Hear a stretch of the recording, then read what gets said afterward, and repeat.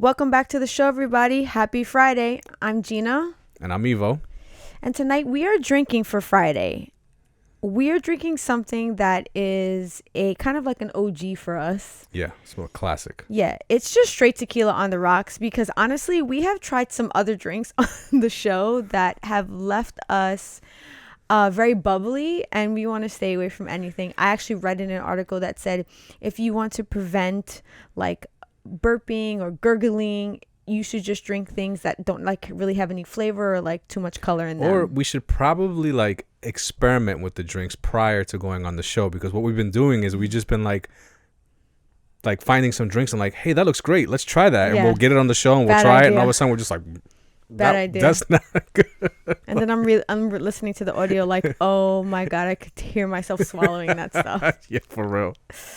Not good. So anyway, back to the classics, right? Yeah, so it's Friday. Let's get our sip on and cheers. Cheers. Cheers, my guy.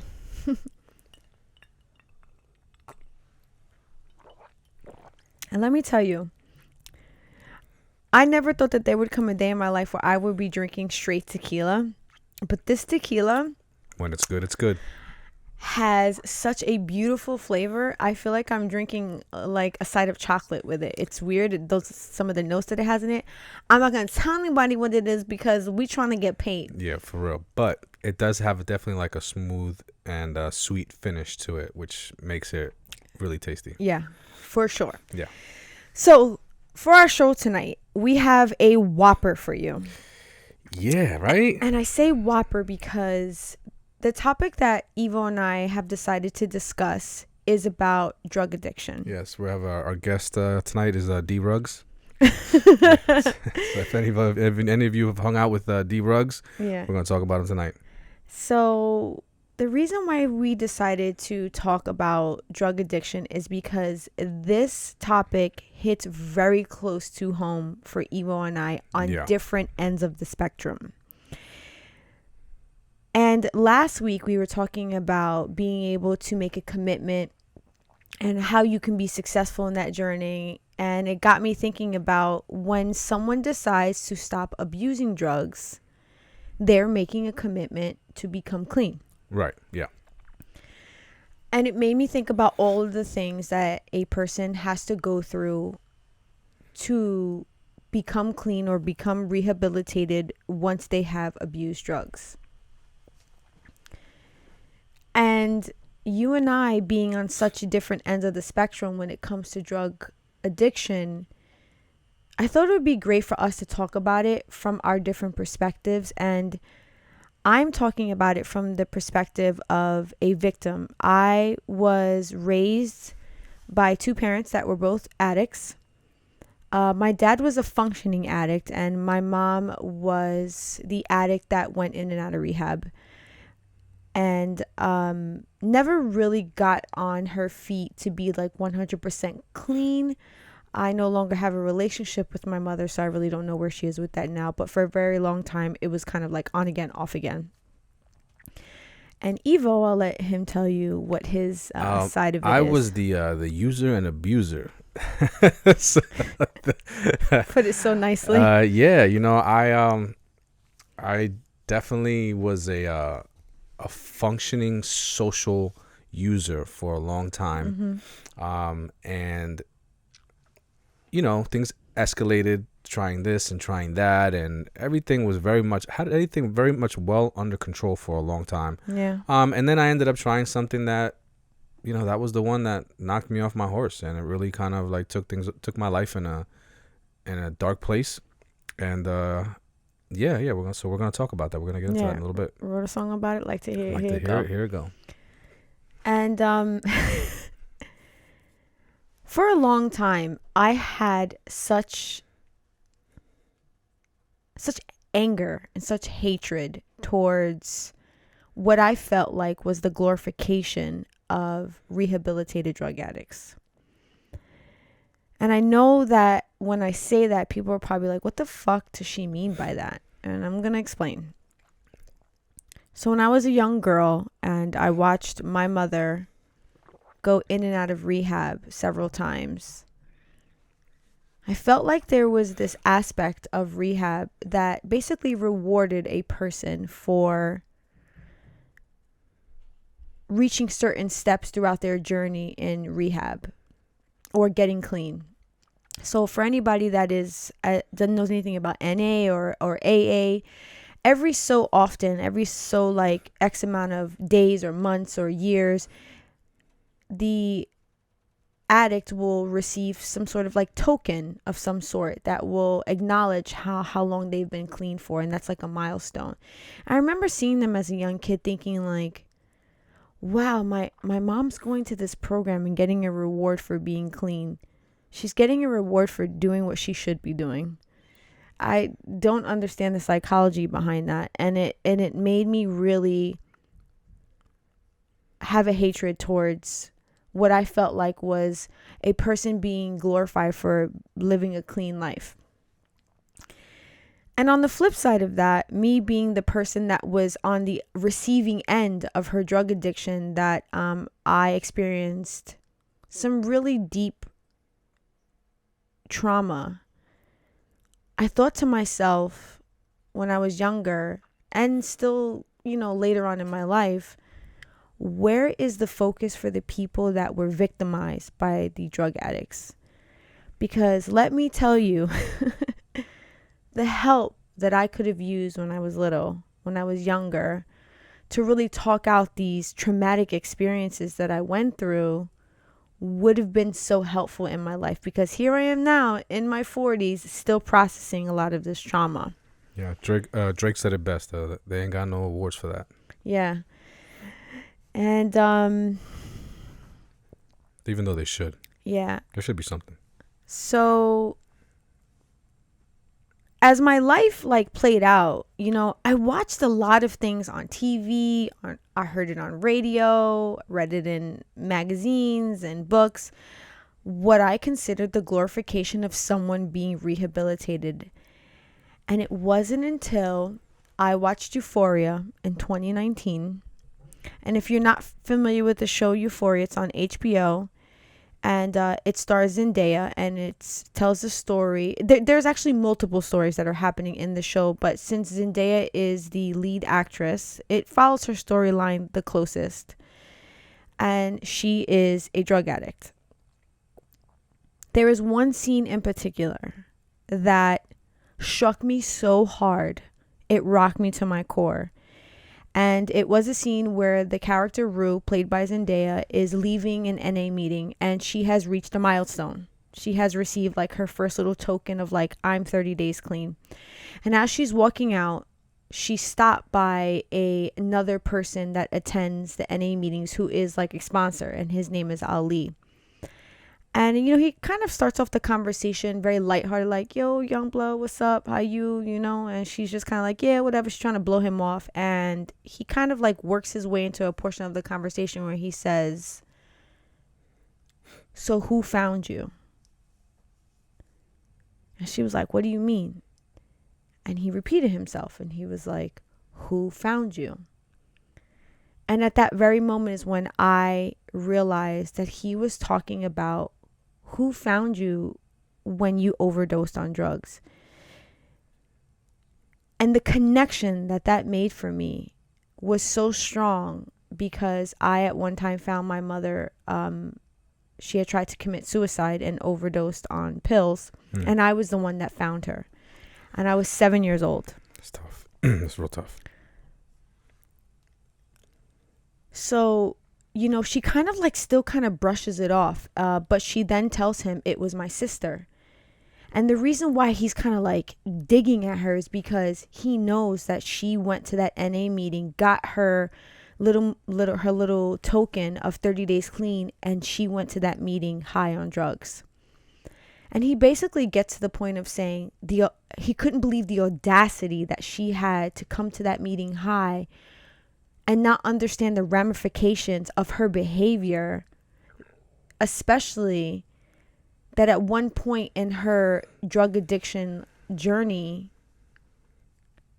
her little sister found her overdosed in the room, and he then says to her, do you understand what that is going to do to that girl's life? Yeah. She's going to have to carry that for the rest of her life. And that was the first time that I felt like I saw on screen my story being told. It was the first time that the victim was being recognized, and what a person's drug addiction could do to another person. Because I feel like nobody ever really talks about that. People later on in their lives talk about trauma. And they talk about the things that may have happened to them and how they deal and how they have dealt with them. But I don't feel like it's being talked about from the other end. You know, I always feel like when I watch movies, it's always like the drug addict and, you know, what the drug addict did. But it's never about like really like the people that they affect. Yeah. You know, and the collateral damage that they create. Yeah. You know, and I mean, I remember vividly when that show came out. You watched it. We started to watch together, but then I wasn't available. We watched. I feel like we watched the first episode together. I really wasn't into it. Yeah. And I'm not usually into like shows about drug usage and things like that, because I just, you know, being that I was in that world, I feel like a lot of it is fluffed. I feel like there's a lot of Hollywood behind it, and I feel like it loses some of its originality because I just really know how raw it can be, and I just, you know, so like it's hard for me to connect with it. So I lost interest in the show. I mean, you kept watching it, and then I remember me coming home one day, and you were just like emotionally like.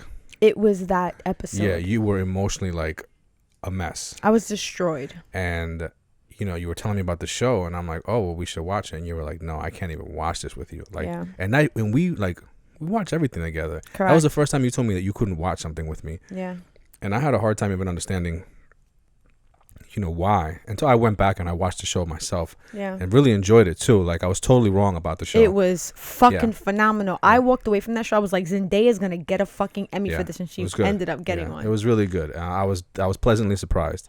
But yeah, I remember that scene, and then I finally could understand why it is that you were feeling the way that you were feeling. You know, you and I, over the years, because you yourself were an addict at one point, we've had some really deep discussions about what it is, what drug addiction is. Yeah, we because we have such strong views that come from the opposite ends of the spectrum. We've had some pretty deep debates about what's what and how things work and how they affect people, and and one of terminologies and things like that. Well, one of the arguments that we had repeatedly, which we no longer have because I finally understand. And I do too. I think I have a better understanding too. Yeah. The argument that we had repeatedly was, I used to think that people who became addicts were weak. Yeah. That they were weak-minded. Yeah. Because in my thought process was, drug abuse is a choice. And we used to go back and forth, and I used to hate that it would be called a disease, because in my mind, there are people that are living healthy lifestyles, being the best that they can be to their family and to their spouse, and then they wake up one day and they're sick. Yeah. And they have... it's not their choice. And it's not their choice. I used to fucking... Great argument, though. Yeah, I used to hate it. I used to be like, the audacity... And again, it's like, I used to feel like the audacity behind it was just kind of like disgusting to me. Yeah.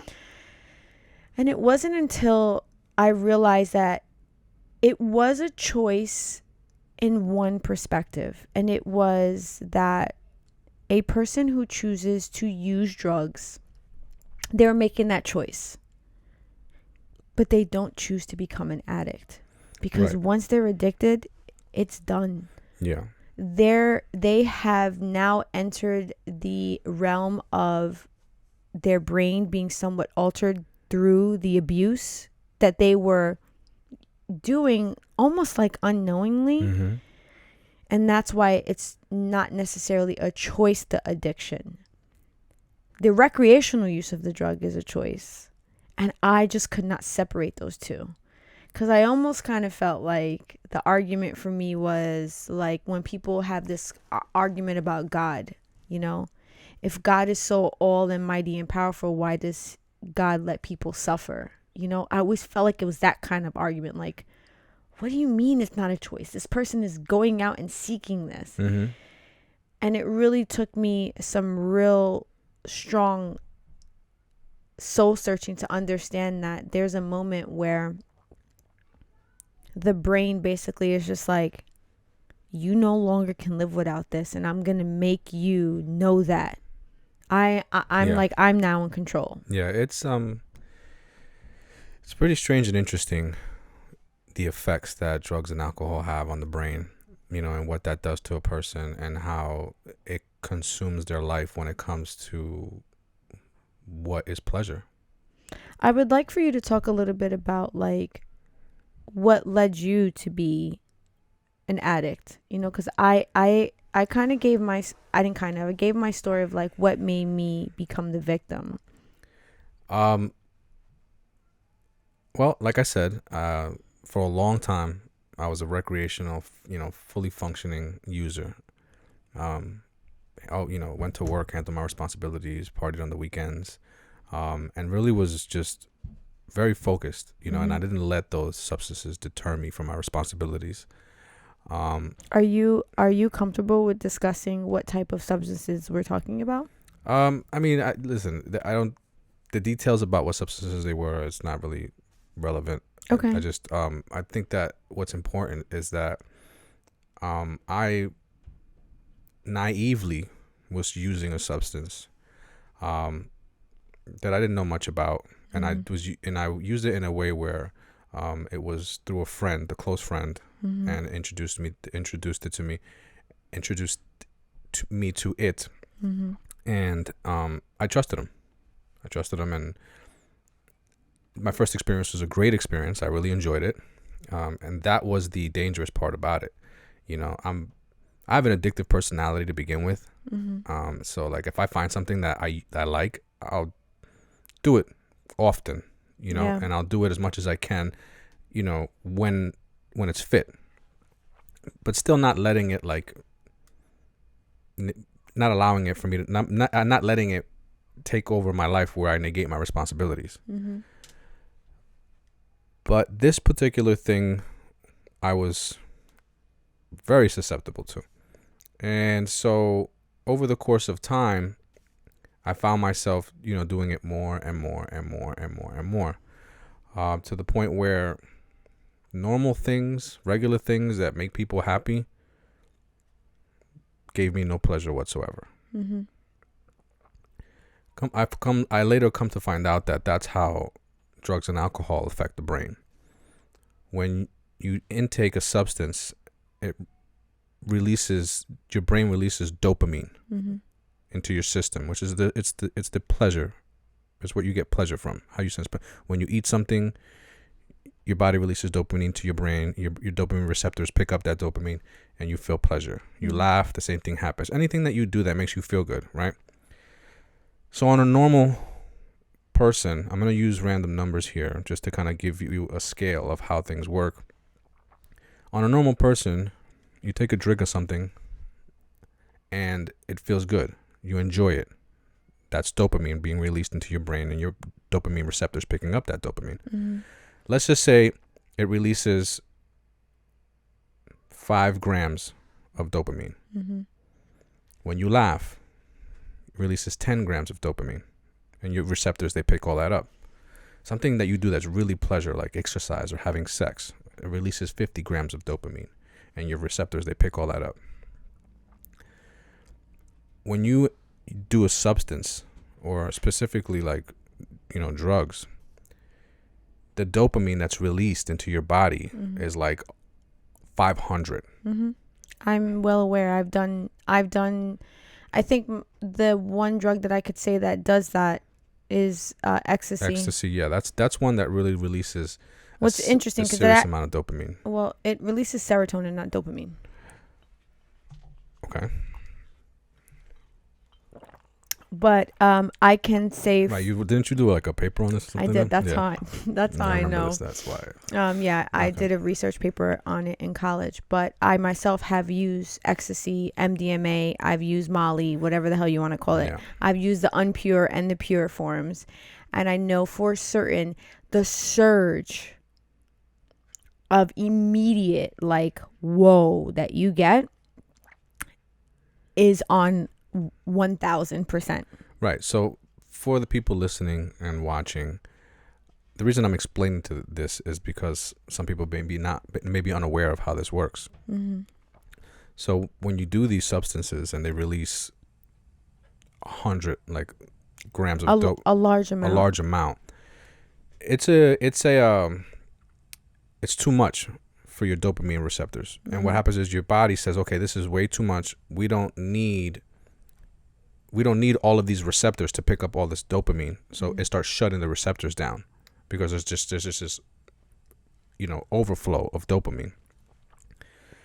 And what ends up happening is that when you do regular things, the things that used to make you happy or you find pleasure for, like drinking, eating, having sex, because now you have a bunch of dopamine receptors shut down, it's not as pleasurable as it used to be. You don't find pleasure in normal things like, being with family, hanging out with friends, going to the movies, things that make people, like everyday life that make people happy. Those things you don't find pleasure in them anymore. So what ends up happening is the person starts turning more and more and more to the substances to get that sensation of pleasure. Yeah. And the therefore drug becomes their best friend. It becomes their best friend, and that starts the vicious cycle. Then there's this period where before somebody actually becomes addicted, they're doing it to the point where it's reckless and irresponsible. Mm-hmm. And then there's a point where they may stop, or there's a gap period. And in that period, their body starts to go through with what's called a withdrawal. And that's when now they have to feed that withdrawal symptoms. And that's where they're addicted now. Because now without the substance, they're chemically off balance. They don't feel right. And it affects them. It affects them in a heavy way. Mm-hmm. So now they become in a vicious cycle. And that's what ended up happening to me. Yeah. I also have experienced that, not through recreational drug use, through prescribed prescription, drugs. which is like one of the most common ways to get addicted. It's the opiates, mm-hmm. which is what I was prescribed. When we had our daughter, I was prescribed Percocets because I had cesarean.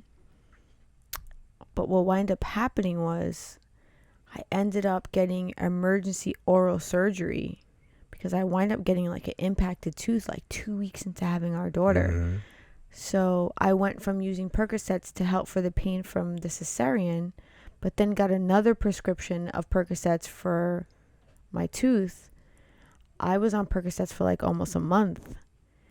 And because I'm just not that type of person that will look to, for anyone that doesn't know me, I will suffer through things. Mm-hmm. I used to actually suffer from severe migraines for quite a long time. And I would literally go the whole day without taking anything. So I wasn't like really an avid like pill taker. Right. I remember even like opposing taking it when the doctor gave it to me. Remember, she was like, no, you need this.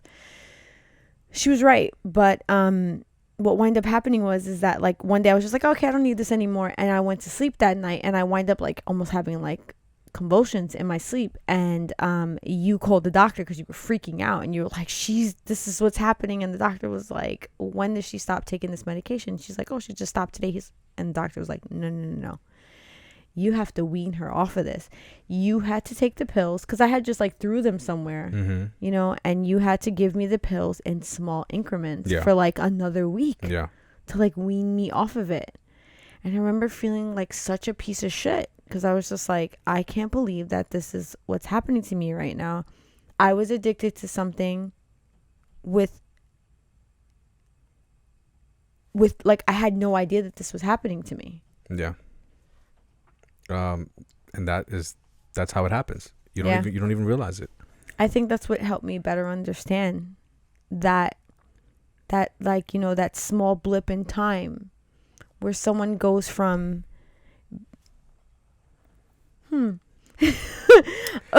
that's actually really funny. Yeah. I'm sorry. We are actually laughing because we are fostering a cat right now, and we put him away in another room, And somehow he got out. But anyway, I think I know. Well, I mean, obviously he got out. He opened the door. Yeah. Because someone didn't close the door properly. He is quite savvy, the little guy. Yeah. But anyway, so yeah, I think that experience has kind of helped me what better understand what it's like to go from using to becoming an addict. Yeah. Because when I tell you that Evo and I would go to war on Yeah, this topic, it was- but I want you to, like, you know, I don't want to cut you off, but I want you to, like, finish telling, because, you know, you gave us some background on like how you made that transition from being like a functional recreational user to being an addict. But like, can you tell us a little bit more of like how it went from you being an addict to, I guess, you know, to the man you are today? Well, so yeah.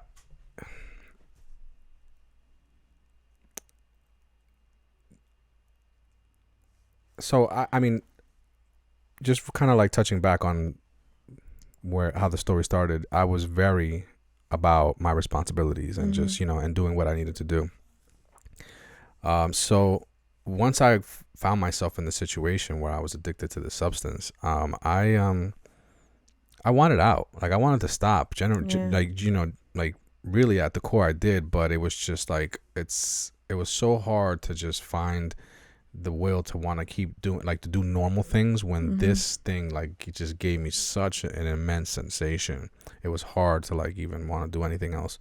And so after some time of just like really it like wearing me down, we met again, you know, for the second time. And I give a lot of credit to seeing you that day, right? Because for me, I was like so lost in where I was in my life, as far as like I had lost touch with who I was as a person, or who I used to be as a person, that when I saw you, it immediately brought back all these memories of the things I used to do and who I used to be and how I used to operate and maneuver. And we went out that night. We had such a good time. And after you dropped me off, because you actually picked me up. My car wasn't even, like, I didn't even have money to put gas in my car. That's how down and out I was. I was left with this feeling that I need to get back to that. Yeah. It was like a breath of fresh air. And so eventually I ended up getting incarcerated throughout that time. And in that, I was taken out of the environment that I was in, which was very important. I needed to be pulled out of that environment because it was, the people and places and things that I was surrounding myself with that was causing me to just over and over be wrapped up in this vicious cycle. But correct me if I'm wrong, were you not going to purchase drugs? That's when you got arrested? Yes. So what I'm saying is that so that I ended up getting locked up. Yeah, I just want to make clear that you got locked up for going to purchase drugs. Like, it sounded like maybe you, like, I don't know, you got a ticket or something. No. I mean, either way, like, it was the whole experience of getting locked up, which then, you know, I went away. Yeah. And I was put in an environment where I could no longer use. So I went through a physical cleanse. I went through a mental cleanse. And I knew going in still that I wanted to get back out and be with you, because you reminded me of somebody who I used to be, and you made me want to be that person again. Yeah. So all of those things combined were key for me wanting to, like, to get myself cleaned up. But I think that the most important part about it is that you have to be fed up. I feel like there was one thing that I used to tell myself all the time, and because there was throughout that time, I tried to stop multiple times. I'm done with this. I don't want to do it anymore. Whatever happened that night happened to be like something terrible that happened, and it was really bad experience, and it was all because, like, you know, I was surrounding myself with these people that I probably shouldn't be, And I told myself so many times I'm done. And maybe a day or two later, somehow I'm wrapped up back in it again. Mm-hmm. And I would call those experiences a slap in the face. Like, because it's literally what it would feel like. I was like, I would tell myself, I'm done with this. And then 2 days later, I'm back still feeling the same way, and it's like I got slapped in the face again. This thing that I go involve myself with, it smacks me in the face. It doesn't turn out to be a good experience. I come out of it, like rubbing myself like, damn, that wasn't good, and then 2 days later or a couple days later, I'm back at it again, and when it's all said and done, I'm walking out rubbing my face again because it was just a bad experience.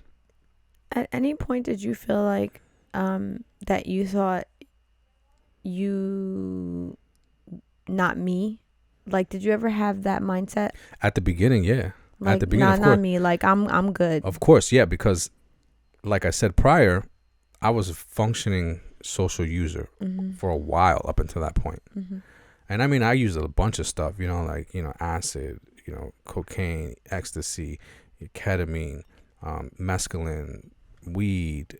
I mean, all types of, pharmaceuticals and, things that, like, yeah. And I mean, and I'm mixing them and all types of stuff. Totally fine. So you felt like you were kind of invincible. Yeah. You know what? I just felt like I knew my body. I knew myself, and I just felt that, even under like some of the stronger things, like, the hallucinogenics that like really like, put people out there and they're like, yo, that was crazy. I don't ever want to do that again. Yeah. I would be fully like mentally aware of what was going on, and totally like focused. So like when I started doing this, I would go places, and I mean, all right, let's get out. I mean, I was just doing a lot of coke, right? That's what it was. And I would go places and I would get some, and I would see people that I knew, and they'd be like, yo, what are you doing here? And I'm like, oh, I just came to get some coke, and they were like, what, really, bro? You like, yo, bro, don't mess with this shit. Like this shit. I'm like, nah, not me, bro. Like, you crazy? I got this, bro. It's just on the weekends, And next thing I know, like I'm selling the stuff so like I could have it and not pay for it, and I'm ended up doing it every day. Yeah. I'm waking up in the morning, pump here, like it just became part of my like my daily routine. And I remember specifically like somebody seeing me and they're like, yo, bro, no, like you can't, like I can't believe you're here, bro, stop doing this. And I'm like, nah, man, not me, bro, don't worry about me. They're like, no, you don't understand, like this shit fucks up people's lives, And I'm like, nah, not me, bro. I'm good. So yes, to answer your question, I definitely did say that. And it just got to the point where I was tired of it. And I just somehow kept on doing it because it's such a quick high, it comes and it goes, and you're ready for another one. Yeah. But I had to go through this vicious cycle of like wanting to quit so many times, but relapsing and still going back into it, that eventually, that coupled with meeting up with you again and wanting and being remembered about, a lifestyle that I really wanted to get back to, all of that together really was, for me, the perfect combination to get my shit together. And I think that is important. I think that there has to be a combination of things. I can't just say it was just one thing. Yeah. It took a lot of different things that put together really made me want to say it's enough, right? So help me better understand the process of why when someone goes to rehab, why they receive these little momentums. Right. These little like they receive like these chains. They're like key chains that symbolize. They're also like coins too. Yeah, they have coins. They have key chains that symbolize so many days of sobriety. Yeah, and like I said earlier, I had such a disdain for these things. I found them, for me, like a slap in the face. Yeah. I'm like, oh, you're getting a reward for getting clean. It made me so angry because I felt like you were getting a reward for getting your life back together after you left a wake of destruction. Yeah. And so, believe it or not, like that is key to the reconstruction of the internal value that an addict has. you have to understand that when you take someone who's ingested a substance, they've altered the chemical composition of their brain, shut down dopamine receptors to where now normal things in life don't feel good anymore. And so they start pushing away the normal things that make us happy, starting with friends and family, and start abusing drugs. They stop caring about the things around them and eventually stop caring about themselves, right? And so what that causes is destruction to themselves and the people around them. They destroy the relationships. I mean, it's just let's just light up, just might as well just set off a nuke in your life. You're telling me, you're not telling me anything I don't know, Right. because I'm a product of that. Right. So that has to be reverse engineered. When you have a person that is trying to get sober, the one thing that they used to turn to make them feel good was the drug usage, right? So now you have to make this person feel good about their sobriety. They have to look at themselves in the mirror and say, I'm sober and that makes me feel good.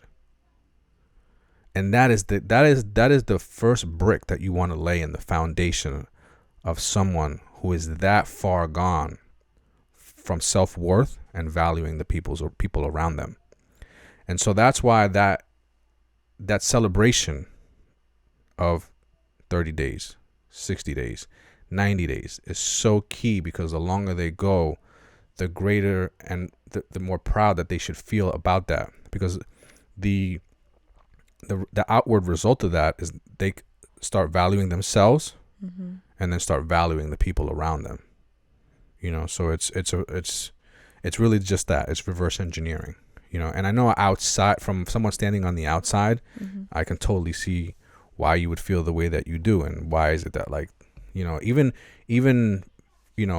friends and family go along with it, parents, it's usually the siblings that are like, the fuck, like, this guy screwed you over, or this person screwed you over for how many years? I'm the good son, I'm the good child, and you're over here pouring all of your resources into this one.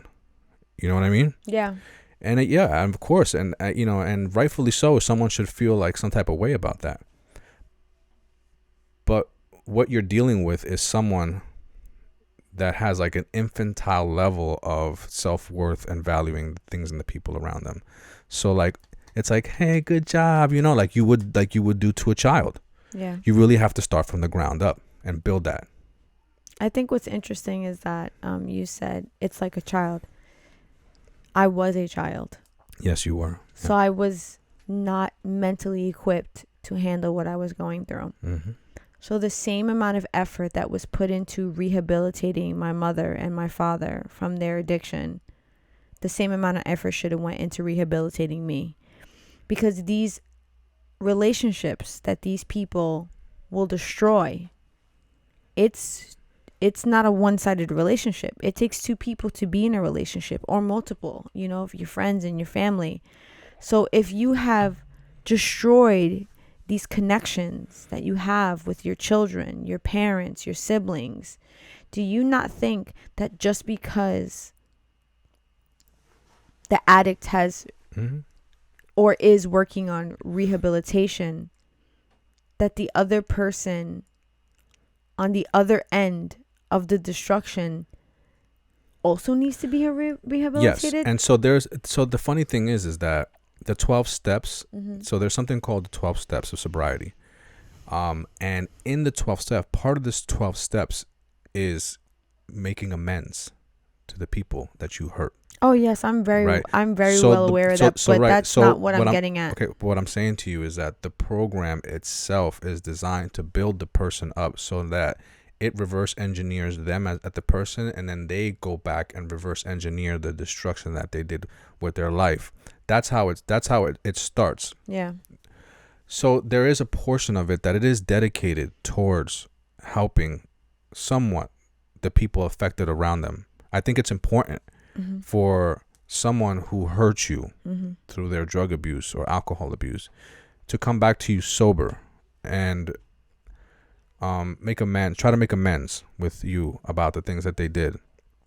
And Yeah, for sure. I think that that's extremely valuable. But the point that I'm trying to make is that even if that person comes to make amends, that doesn't heal the trauma that I have experienced. no, it doesn't. So I think that the same amount of focus should go into healing that trauma so that the two people can heal together.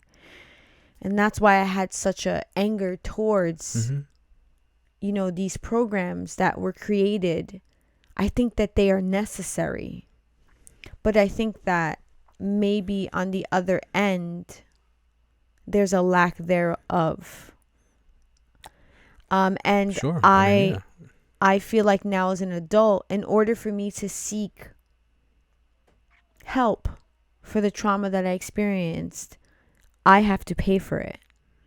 When there's these programs that are given free to addicts that at one point made a choice to abuse a drug. So do you understand my struggle with that? Like, I just feel like here I am, 7 years old and younger, having no choice of what is happening to me, while this person is making a choice to abuse a drug, and now I'm the victim of that. Yeah. So they are then getting these like programs that they can enter into because they are an addict. But where are the programs for me to rehabilitate the trauma that I've experienced? And as a kid, my brain is still developing, and I'm still learning how to process emotion and feelings. Have you ever looked into that though? Do you know of are there meetings that are held for people to come together that are victims of relatives or friends or spouses that were drug abusers, and are there groups of people that they can talk and kind of like just let things off of their chest and kind of guide each other through, because that's literally what the 12 steps is about. It's just a bunch of people, a bunch of addicts coming together and talking their way through their traumas. I personally don't know of any currently. I can tell you when I was younger that was something that was never at 7 years old in 1987. Yeah, of course. Yeah, not at that age, but I mean, as once you got older. Yeah. When I got older, I still didn't have the access to that type of information, because when it was happening to me, because when I was an adult, I was no longer. We need a Jamie right now. I wish Jamie would look this up for us right now. When I was a young child, I was at the hands of my parents. They were responsible for me. Right. And then at one point, the system stepped in. And even at that point, nothing was afforded to me at that time. Where it was like, hey, we know that you are the direct, victim of this drug abuse. These are the things that are available to you. These are the programs. These are the, I think all I really got was like some in-school counseling, which was trash because a lot of the times I wasn't very truthful about what was being said because I was in constant fear of being kept away from my parents for a longer period of time, because at that point I was already no longer living with them. And then once I got brought back to my parents and I still continued that counseling that was given to me, I wasn't going to tell them what was happening because then I knew that it was a potential that I was going to get taken away again. Sure. I needed therapy, not counseling, because I think that there's a distinct difference. Counseling is just like, hey, how are you? How are things? Great. Okay, go back to class. Therapy is like, let's unwrap these feelings that you have and let's dissect them one by one and understand how these feelings are affecting you now. Again, my favorite term, reverse engineering. I think that's the job of a therapist, is to like you said, unwrap everything. Correct. And then get down to the root of it and then build it up from the root up. Yeah. I've gone to therapy and I've had that happen. I remember telling my therapist a story that I experienced as a young child, and I remember her face. She was just like, I could not even imagine what that is like, to go through something like that. And then she was like, so now let's talk about how that has shaped you as an adult. And then people will say things like, well, if that didn't happen to you, you wouldn't be the person you are today. And I can't fucking stand that. I'm guilty of it. I've said it to you a few times. I absolutely hate that phrase. Because you would never say that to a person that ends up down the wrong path. You would never go, oh, your parents were drug addicts? That's why you ended up this way. You know what I mean? Like, you're not, like, people like to say, wait, hang on. People like to say that to me because I turned out good. They're like, oh, these things happen to you for a reason. Look at you, you're great. But if I was fucked up in the game, people would be trying to find a way to get me out of the position that I'm in and not be telling me that I ended up there because of what happened to me. You know what I mean? Like, it's such a, I hate that saying, and I don't think people understand. I know a lot of people don't take offense to that statement, but I do, because I don't think that when a person says that to me, they don't understand the amount of difficult choices that I had to make in my life to survive. But you also have to give some credit to the fact that there are some people who get to where they get to in life because of the traumas that they've been through. There are some people that use that as the driving source to project them into a direction in life. They use that. They harness that. That is the fire that drives them. I will say that it is not the trauma that drives them. It is the desire to not live a traumatic life. It is the opposite. They are ambitious for something that is different. Okay. But still at the core is the experience. That it is the experience that creates that initial motivation. It is the point in the life that they're living that makes them decide whether they want to go left or right. It's a fork in the road, okay? Because like you said, there are people who go through what you went through, and their life doesn't end up good, right? So it's a fork in the road, and they choose to either go left or go right, okay? Faced with what you were faced with in your life, you chose to take the right path for whatever reason. I don't know if it was the right path, but it was definitely the path that led me to where I am today. I mean, I think that your life, compared to the people that you grew up with, turned out pretty well. Yes, some of the people. Yeah. I will say that one of the regrets that I have, because people say you're supposed to live without regret. No, I have regret. I wish I would have processed a lot more emotion when I was younger. Important. Yeah, very important. Because I watch our daughter and our sons do it now, and I'm so proud of them when they do it. Because I remember me just being like, I can't cry right now, because if I do, people gonna think I'm a fucking bitch. And I grew up in an area where, like, that was frowned upon, Yeah. If I felt like if I showed people that I was scared, then they would coddle me too much and they would be all over me. And I just wanted people to think that I was okay, even though I was fucking traumatized.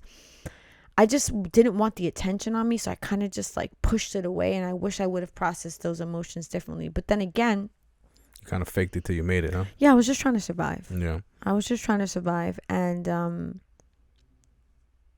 I thought it was the right thing to do, and it wasn't until later on that I found out that it was just like a ticking time bomb. In the short term. Yeah. In the short term, it was the right thing to do. In the short term, it put a battery in my back, right? I was just like, yo, we're not going to talk about this right now. We're not going to talk about how I feel. I'm just going to keep pressing on. I'm just going to do what I think is right now. Yes. I'm going to do what I need to survive and get on with my life. And then, maybe we'll figure out that those feelings later on. And I honestly didn't even say to myself back then, I'll process these feelings later. Yeah. No, I just thought that I was just never going to have to deal with them and I'd be okay. Yeah. Well, let's, needless to say that the importance of that is self-reflecting, like throughout when you process emotions, you process your own emotions, you take a moment to like understand how you feel, which in turn is self-reflection, right? You're getting to know yourself. You're getting to know how you're feeling. You're getting to know how that situation or that particular moment made you feel, and what it is that you've learned about yourself. And then so when you take years and years and years of traumatic experiences and you put them in a box and you don't deal with them, then what you have is a box of like who you really are that you don't really know much about because you haven't processed it. Yeah, I've read actually a book called The Happiness Hypothesis, and it talks about the elephant and the rider. And when people meet me, they meet the elephant, they don't meet the rider. Mm-hmm. The rider's always on the back. Mm-hmm. I know the writer. Yeah, you sure do. I know that writer. Sometimes you get the elephant though. But I know the writer. I got a personal phone number. So that makes me think about like how I was saying that there were times that I wasn't willing to talk about what was happening in my household because I lived in constant fear of being taken away again. Because I had been taken away for about 2.5 years to go live with extended family while my parents were in rehab and getting clean. And they had to jump through a couple of hoops with family services in order to get me and my little brother back. And I remember being brought back home, and I want to say shortly after that, my mother started using it. Not too long after that, my dad, since that point, stood clean, and I just wonder, and maybe you can help me understand this. Like, what do you think causes a person to relapse? Considering that we have talked about that when a person enters rehab, they're basically re-engineered, like you said, right? Like they're being built from the ground up. Yeah, they are. They're being built from the ground up. And they are being taught how their abuse directly affects them and the people in their life, and how they leave this wake of destruction on both ends. Mm-hmm. And they receive all this information and they get all this like acknowledgement and all this like reward. And they're like, great. And then they go out and they fucking do it again. Like, you need to give me a little bit of understanding behind that, because I have such heartache with that, because I am the direct victim of that, where I watch my mother, I think for the first time in my life, be clean. I'm thinking things are going to be great and we're going to be okay. And to just watch her go back into it and us live that life of me hiding what was really happening, and just watching her going back into that same rhythm of, disappearing and, not paying bills, just all those things that come with addiction. And I just wonder if you can like give me a little light as to why someone may relapse. Because I think that there's probably a multitude of reasons, but there is a multitude of reasons. There's a handful of them that really kind of go hand in hand. And I think that they are all of them, if they're not executed correctly, can lead a person to relapse. Mm-hmm. And so first and foremost, there's not enough self-worth being developed within that person, whether it be through an external source, a program, or people around trying to help that person, or that person themselves wanting to value themselves the way that they should. Secondly, the person hasn't had enough. It's because, in all honesty, I think, and it speaks for everything that we've done in our lives, in relation to things that we stopped doing, is that once we had enough, we had enough. Once we've acquired a bad taste for it, we no longer do it. Oh yeah, I could tell you firsthand. When I didn't want to do ecstasy anymore, I was like, I don't want to do and this is what I'm saying. So like,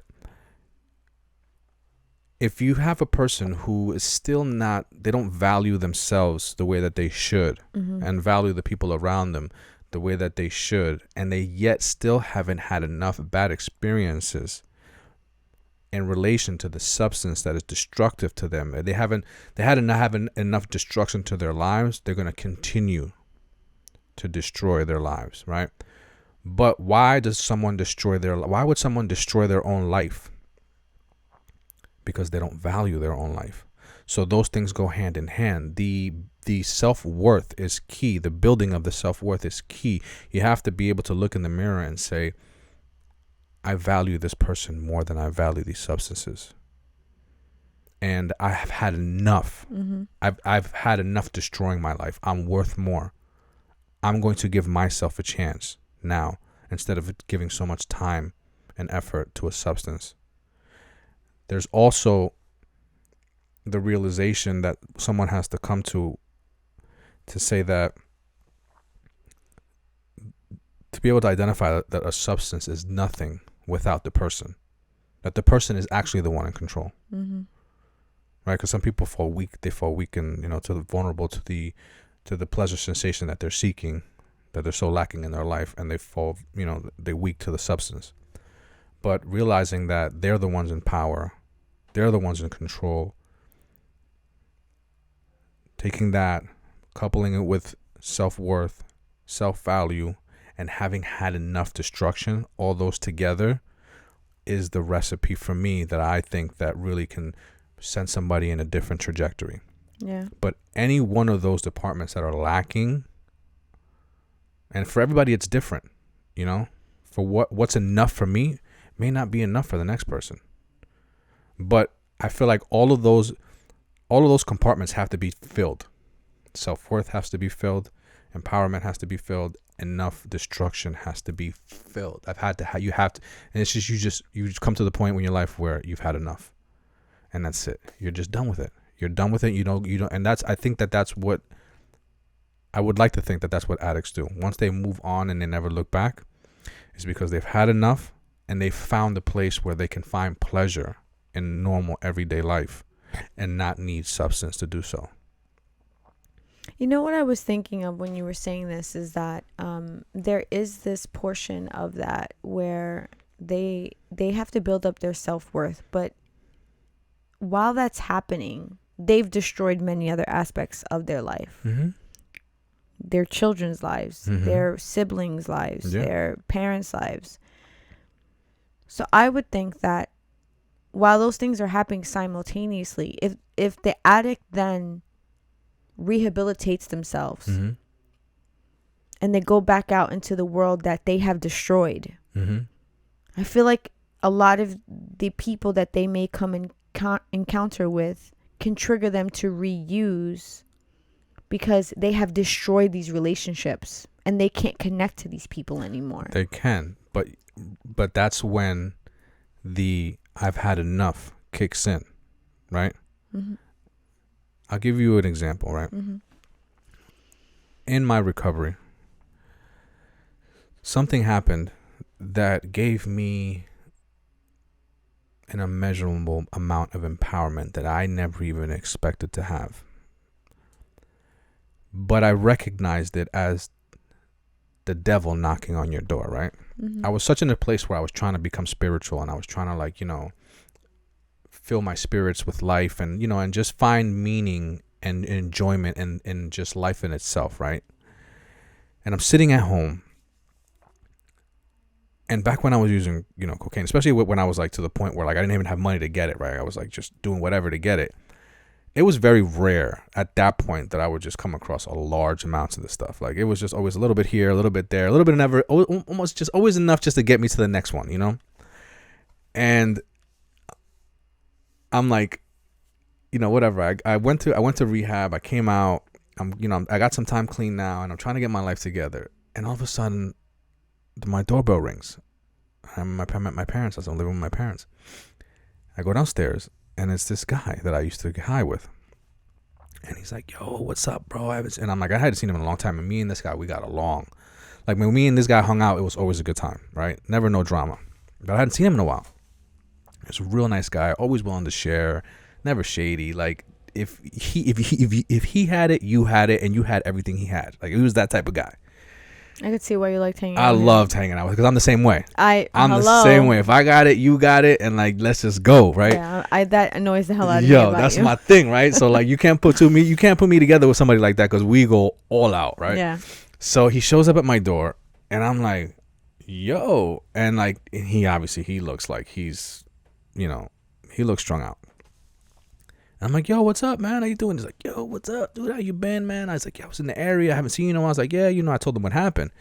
And he was like, oh, wow, that's pretty, damn, that's good. That's good. He was like, yo, listen. He's like, dude, he was like, he basically tells me that he gives me this crazy story, right? He went to ShopRite. He went in to go buy something. He had some paraphernalia on him. He stashed it behind a dumpster. When he came back out to get it, he saw something by the dumpster, opened it up, and it was this huge package of coke. And I mean big. And he didn't know where to go to do it. He wanted to party, and I lived close by, so he came to check me out to see if I was home. Mm-hmm. In my mind, I'm like, this dude robbed somebody. He robbed somebody. I mean, this was an insane amount of stuff. And all of a sudden, I'm like, you know, like, as many times as I've always wanted to, like, for this moment to happen while I was using, it never did. But now that I'm sober and I'm trying to get my life together, here it is at my front door. It literally came knocking. I didn't have to go out and find it. It came to me. And because I was in the spiritual thing, I'm like, yo, this is literally the devil knocking at my door. And I was able to see it as such. And I looked at him and I said, and I could see what was about to happen if I let him in the house. I already could envision where this was going to go to and where I would end up. And I was just like, yo, honestly, bro, I appreciate you coming by, man. I was like, but, I'm really kind of like on trying to get my stuff together, bro. And I'm turning a new leaf in life, bro, but thank you, bro, for coming by. Like, I really appreciate you thinking about me, but I can't. And he was like, oh, okay. And he was like, all right, no problem. And he left. And when I closed that door, the fact that I was able to say no to that, when in any other time in my life, I would have been headfirst like a soccer star. Right? That empowerment that I felt in that moment is what, like, set me off to never looking back ever again. Yeah. I felt such a high that I was able to say no to something that I had folded to so many times in my life that it was unmeasurable. And that's why those things are very important. They're the empowerment, the self-worth, to be able to take your life into your own hands. Unless you're in that position, you're always going to fold. One of the things that I picked up when you said that is when you said, when you take your life into your own hands.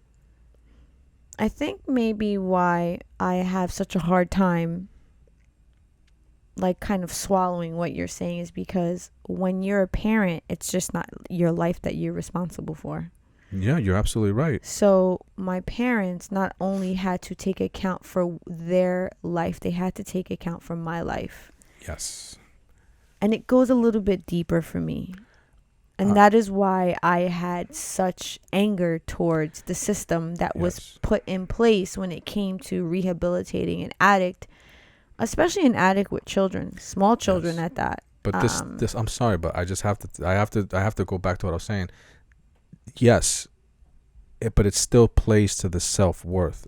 Yeah, no, right? I agree with you on that. It's like how, as a parent, if you don't love yourself enough, then and you're irresponsibly making decisions for your own self, then by nature, I would think that you're gonna make irresponsible decisions for the people that you're responsible for, that you have to care for. Of course. I think what I'm trying to say is that the responsibility of staying clean is probably even harder for a person that has children, because they are trying to focus on being good for themselves and being good for the children. Yeah, well, I feel like that can go both ways. I feel like that, yes, in your sense, absolutely. But in the same sense, I feel like that there are people who have that maternal motherly instinct that kicks in, where it's just like, no, like, my children over everything, like, I don't care if I have to, like, suffer, but I will not let my kids suffer. You know what I mean? And it's there's like, Well, you said some people, you mean some women, because men don't have maternal instincts. Probably not. But yeah, in a sense, I think that they do. I don't know. It's not. They wouldn't have maternal. They would have paternal instinct. Yeah. That's what I meant to say. So I think what you're just trying to say is that there are some parents that would say, no, my child before my own needs. Yeah. Which I don't think that a parent should put their child before their own needs, especially when it comes to their health. I think that they should care for their child, but if they are unhealthy, the child should not come before them getting healthy, because if they can't be in a state of health, then they're not going to be able to care for their children. But there's people that will do that. No, I know this. Yeah. I know this to be true. I think it's the best way of going. Nah, absolutely not. If you can't, you got to take care of yourself first, so that you can take care of your children, for sure. Yeah, and I speak from being a parent. I'll be honest, sometimes some of the things that you say, it's hard for me to listen to. Yeah, it makes me internally I get angry. I feel like it's so, in my mind, it's sometimes so simplistic. It's just like, but why would you do that? Why couldn't you just I think about it on such a more logical standpoint. Mm-hmm. And then you and I were talking about why that may be so hard for an addict is because, now, especially depending on what drug they've chosen to abuse, they are now walking around with an altered state of mind. Yeah. Even if they are in the process of rehabilitating themselves, even if they have been clean from the drug for a certain amount of time, their brain is still dealing with the ramifications of the abuse of the drug, especially some of the harder ones like heroin and meth and, crack and these type of drugs that really alter the brain. Mm-hmm. Even when you come clean from them, it still takes time for your brain to heal from the abuse. And it's, you and I were talking about how that can really be an aid in a person still continuing, or addict still continuing to make these bad decisions, because they're not walking, I guess, with a full deck of cards. Right. And I then said to you, I was like, well, that's kind of how I felt. I kind of felt like all this trauma that I experienced, I wasn't walking around with a full deck of cards, because my brain was experiencing constant exposure to high levels of stress. So then I wasn't really functioning properly when it came to responding to stress or happiness. It was totally different. But and then you said something that struck me when we were having this conversation. It got me really angry. And you said, a person that, what's the word I'm looking for? Can you remind me exactly how you said it? Refresh my memory slightly a bit about. Okay, so we were talking about how when a person is, and when an addict is becoming rehabilitated, they have this lack of self-worth, like you said. Yeah. But because they were addicted to a drug, their ability to make good decisions is lower. So when they go back out into society, they have I guess a worser chance of doing better. Whereas the people on the victim end, because they were not affected mentally by a drug, they have a better chance. Okay, so I think that the conversation that we were having was kind of based off of the argument of, why is this type of treatment given to addicts when there's obviously trauma that exists with the people that they've affected that Mm-hmm. also needs treatment as well. Mm-hmm. And these people are often left to fend for themselves, to deal with their own traumas, right? Yeah. And why is there so much resources being put into rehabilitating addicts and things like that, when these people obviously, we didn't even say this, but for lack of a better word, don't give a shit about themselves, right? Mm-hmm. And my answer to that was that if you if you kind of like pull back and you look at things on a broad spectrum, right? You don't take one addict. Take the addicts across the whole world and think about how many people that entails, right? Let's call it 1 billion for whatever out of 7 billion people, right? And on Earth, let's call it 1 billion, right? A small percent. I mean, in comparison, that's a small percent. But you have 1 billion people who not only don't care about themselves, but have also destroying the relationships with the people around them, right? And they're not productive members of society. So they have 3 things that are hindering them from their own lives. As to the people that they're affecting, these people are dealing with trauma of having to, being, associated with somebody close to them that is addicted to drugs. But those people have a better chance of making good decisions about themselves and being productive members of society in comparison to the people who are addicted to drugs, because not only are these people lacking self-worth, but they're also chemically imbalanced in a way where they're being destructive to themselves and the people around them.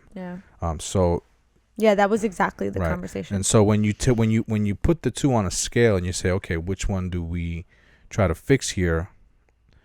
I mean, I think the answer is obvious, because that's the way the system has been constructed around trying to rehabilitate addicts. Because getting these people back out into society and becoming, productive members of society is not only better for that person, but it ends up being better in most cases, I would like to think, for the people around them as well. Yeah. And the reason why I had such a problem with that statement is because you said that the people who have experienced the trauma by the hands of the addicts have a better chance in life, because they're not in comparison to the addict as well. In comparison to the addict. And I know firsthand that that's not true. And I didn't even say a better chance. I said they're capable of making better decisions for themselves. Yeah. Because even at the core, at the simplest form of it, they value themselves, I would think, more than the actual addict does. No. Because the addict is actually being destructive to themselves. Yeah, right? And that is why I know firsthand that statement is invalid. Because it's not a blanket statement. It's not saying that it applies to everybody. Okay, because there are people who obviously those experiences make them turn to drugs and they become drug users. Oh yeah. And they throw their lives down the drain. Yeah. Yeah, but what I'm saying to you is that prior to that happening, they still have the chance, the ability to not go that route. So you have the drug user who's already gone that route, he's in that position, and the people around them have not gone down that road. So the reason why I had an objection to that statement was because there is something called the ACE that I've come to understand. And it is a term that stands for Adverse Childhood Experiences. And there is science behind this that has determined that the more that a child has adverse childhood experiences, which is a multiple of trauma, they are more likely to embark on, if not the same like lifestyle that their parents or siblings or whoever they are directly a victim of, that they are more likely by every additional adverse child experience that they encounter. So there was a podcast that I listened to with, I don't know, maybe like the last year, and it is called, I just want to make sure I get this right, the Personalities Hacker podcast. And there was this one episode where they talked about how childhood trauma impacts your relationships. And there was a relationship expert on the show. His name was Bruce Music. And he talked about these ACE markers. That's a cool name. Yeah. You know, it's funny. It's spelled Muzik, but it's still pronounced music. he is a relationship expert, and he talks about these ACE markers. And then I remember like listening to the podcast, and I was like, where have I heard this before, these ACE markers? And then I remembered that like a couple years prior to that, I had listened to a TED Talk with a doctor named Nadine Burke Harris. And she is a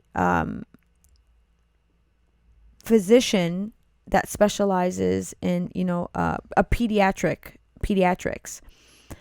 And I watched this TED Talk where she talked about how childhood trauma affects lifelong health.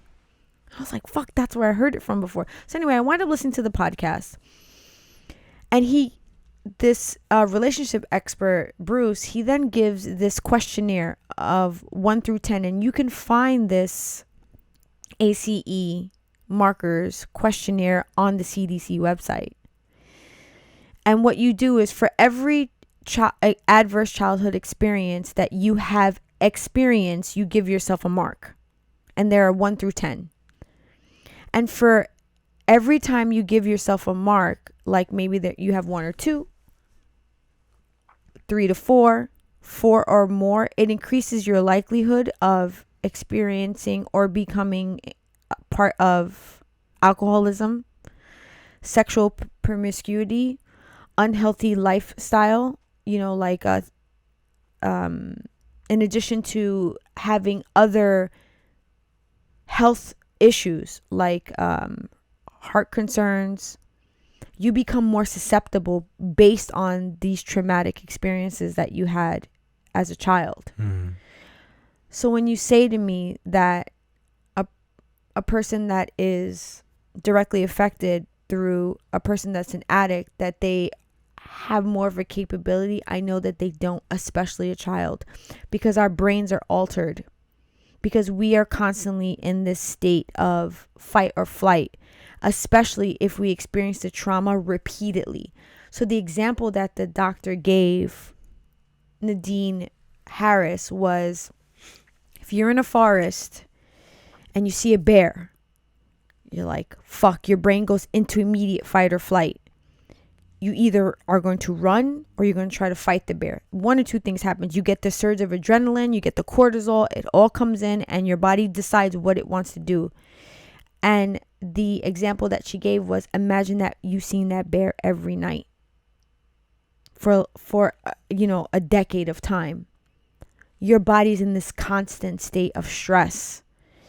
So then the only thing that your body knows how to do is like push it out in other ways. And the reason why this doctor, Nadine, was looking so deeply into these type of things that she was noticing in children, because she was getting a lot of children in her office that were being deemed as potential ADHD children, hypertension, I think it's I don't know if they actually use the term ADD anymore, like attention deficit or hyperactivity disorder. She was getting a lot of kids, and she was finding out that these kids actually didn't have ADHD or ADD. They were experiencing repeated bouts of trauma. And that immediately made me think back to when I was a child, how my report cards and my teachers would always say the same thing about me. I was very bright, but I lacked self-control. I could not sit still. I constantly talked. I was very fidgety. Because for one time in my life when I was in school, I felt safe. I felt like I didn't have to worry about like what I was going to eat, like if there wasn't going to be anybody there for me. Because in school, I felt like I was being cared for somewhat, right? So my body wasn't in this constant state of stress. I was actually kind of like a little bit more relaxed. Now, what does my body do with all this cortisol and adrenaline that's running through it? Because I've been in that state for so long. I can't sit still. I can't stop talking. I can't stop fidgeting. And now these teachers are looking at me like, what the fuck's wrong with this kid? She's hyperactive. She doesn't know. I was fucking traumatized. So my ability to make decisions as I got older were not as great as you would think that they were because I wasn't exposed to drugs or because I wasn't abusing drugs, my brain was altered because of the trauma. It was really hard for me to fight through some of those experiences. I felt like I was very odd at times. When I would read my report card and it would say that I lack self-control, I used to think I was bad. I was like, what's wrong with me? Why can't I just be quiet? Or why can't I just fucking sit still? I want to kind of be like everybody else. I couldn't put two and two together. You know why? Because I was a fucking kid. And nobody was helping me understand what the fuck was wrong with me. So this is why I get so angry when I hear about, all these things about how an addict is being rebuilt. I needed to be rebuilt because I was destroyed as a child.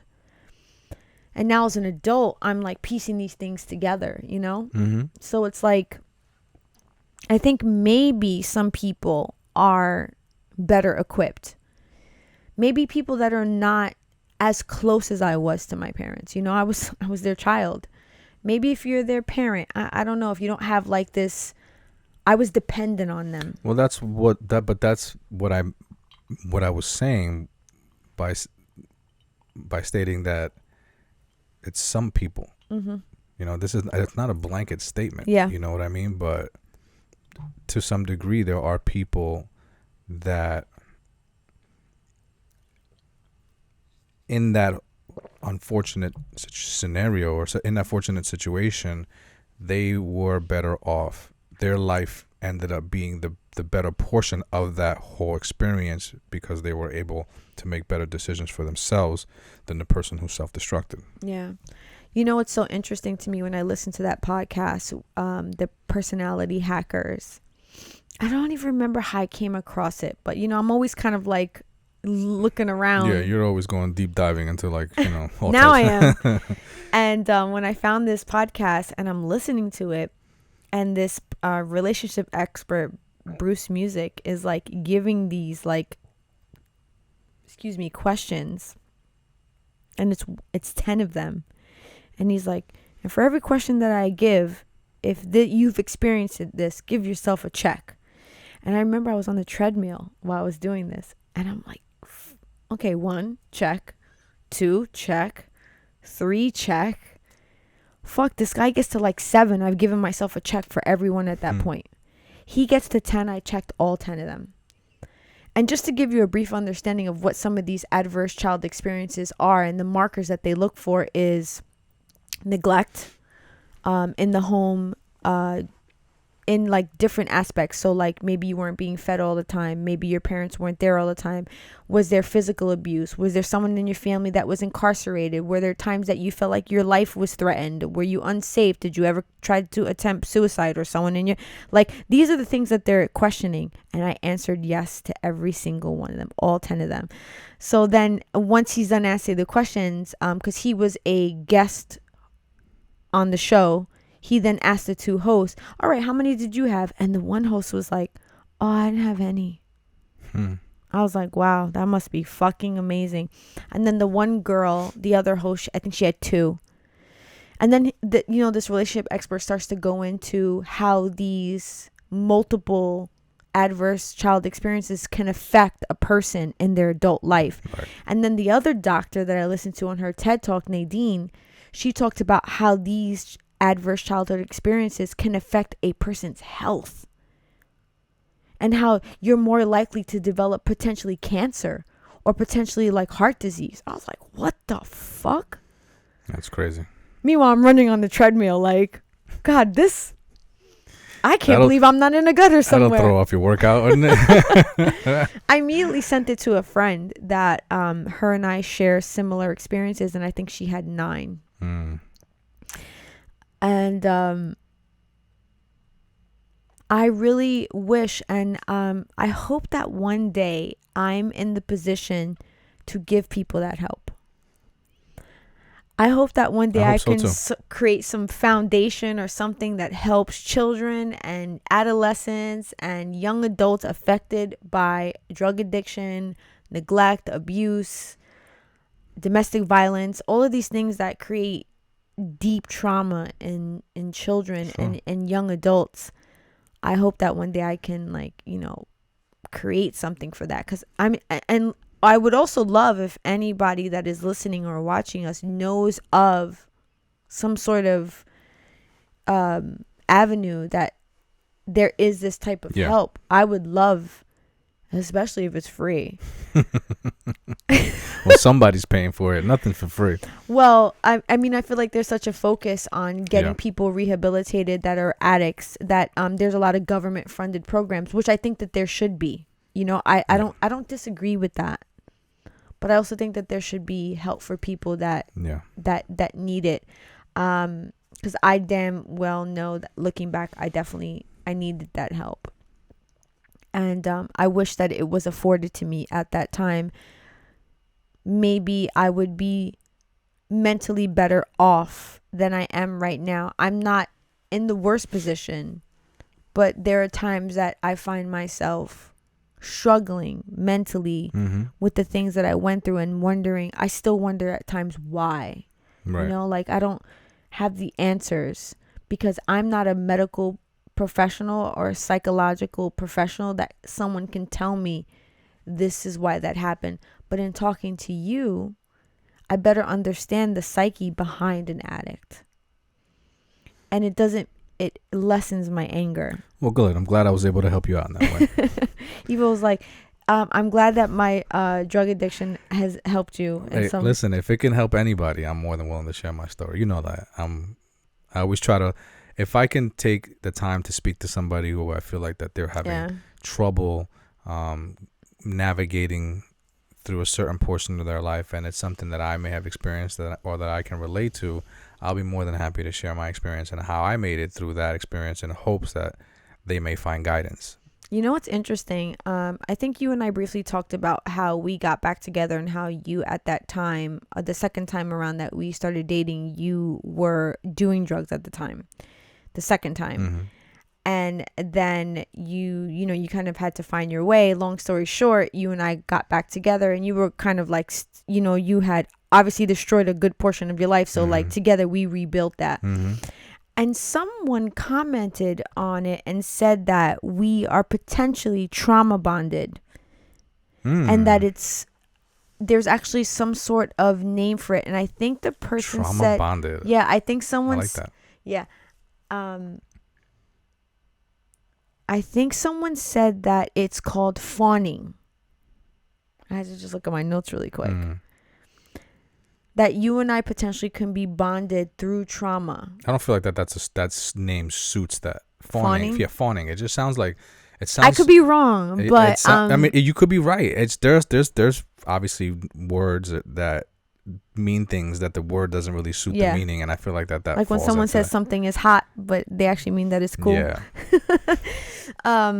But I wonder if that holds any truth to us if we are trauma bonded.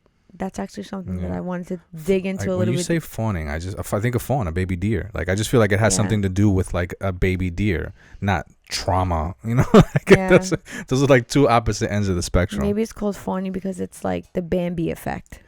I guess maybe. I don't know. When Bambi loses his mother. So, you believe that?